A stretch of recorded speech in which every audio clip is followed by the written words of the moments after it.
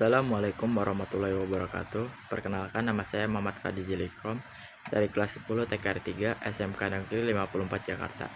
Di sini saya akan mempresentasikan materi-materi yang saya pelajari dan saya ingat di kelas 10 semester 1 dan 2. Pertama-tama itu ada alat ukur mekanik, yaitu untuk mengukur dimensi dan kondisi fisik suatu benda atau komponen secara manual. Contohnya mistar baja atau penggaris besi, fungsi untuk mengukur panjang, lebar, dan tebal benda dengan akurasi dasar.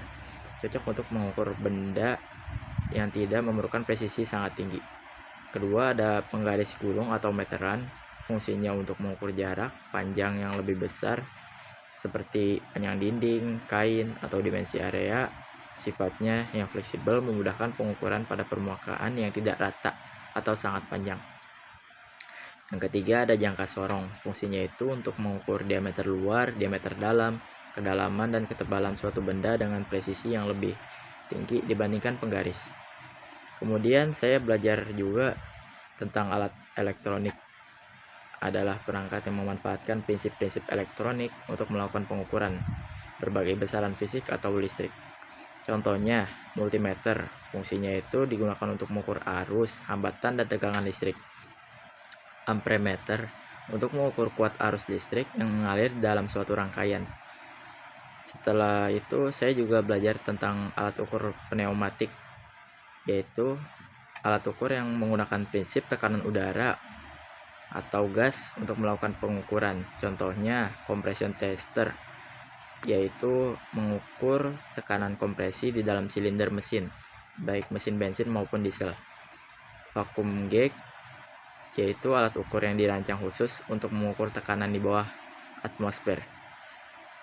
Kemudian yang saya pelajari ada power tools dan hand tools, yaitu power tools itu digerakkan oleh listrik, udara, mesin, atau hidrolik. Sedangkan hand tools yaitu alat tangan yang dioperasikan sebetulnya dengan tenaga manusia. Contoh dari power tools ada bor listrik, gergaji listrik, dan gerinda tangan. Contoh dari hand tools seperti kunci ring, kunci pas, obeng, dan tang. Lalu ada juga saya belajar tentang alat berat. Alat berat ini adalah mesin berukuran besar yang dirancang khusus untuk melakukan pekerjaan berat dan sulit untuk dikerjakan oleh tenaga manusia. Contohnya ekskavator, yaitu sebuah mesin berat yang memiliki lengan panjang dengan ember di ujungnya, mampu berputar 360 derajat. Fungsinya dia menggali, mengeruk, memuat, dan membongkar suatu tanah. Yaitu kedua itu ada bulldozer.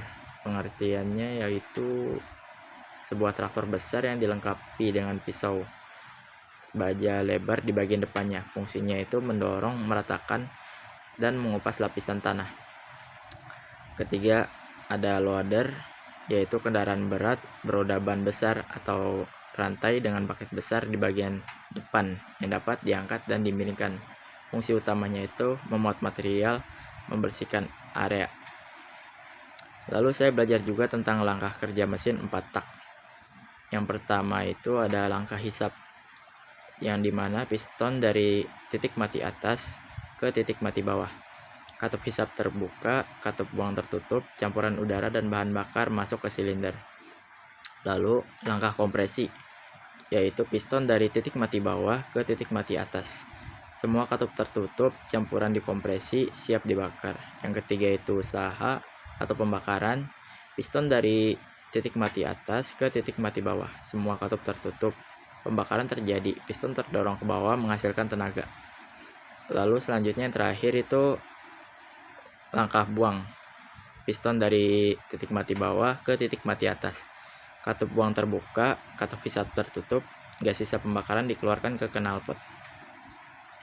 Selanjutnya saya juga belajar tentang komponen-komponen mesin, komponen utama mesin.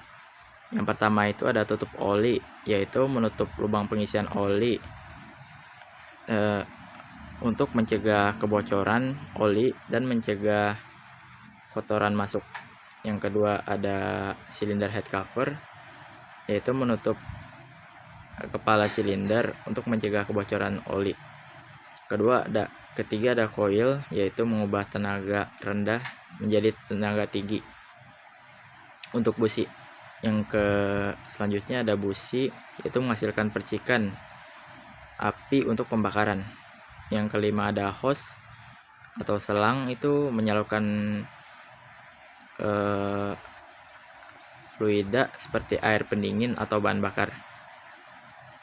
Terus selanjutnya ada injektor, yaitu fungsinya menyemprotkan bahan bakar Selanjutnya ada intake manifold, yaitu tempat menyalurkan udara ke ruang bakar. Terus ada throttle body, yaitu tempat mengaturnya volume udara. Selanjutnya ada alternator, tempat menghasilkan listrik untuk aki. Lalu ada pompa air, fungsinya untuk mensirkulasikan air cairan pendingin. Selanjutnya ada termostat, fungsinya untuk mendinginkan mesin. Mungkin segitu saja yang bisa saya sampaikan tentang apa-apa saja yang saya pelajari di semester 1 dan 2 ini. Wassalamualaikum warahmatullahi wabarakatuh.